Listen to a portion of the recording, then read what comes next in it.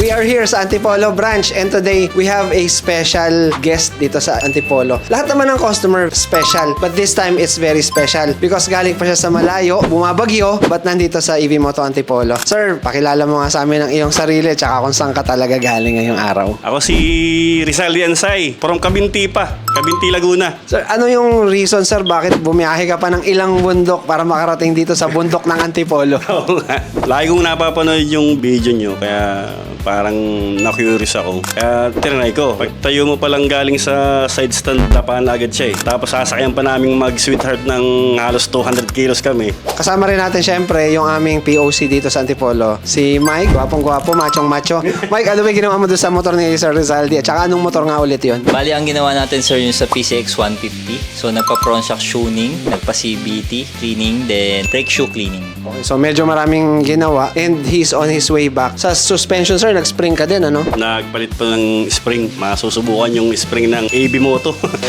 Sana sir, magpababago. Pero anyway, para dun sa may mga similar issue katulad kay Sir Rizaldi, ang spring para sa tigas, pag bagsak ng motor, pag upo mo, spring yon. Kapag naman ikaw ay natatagtagan, pwedeng spring and oil yon. Ang ginawa natin kay Sir Rizaldi is pareho nating in-address yung problema na yan.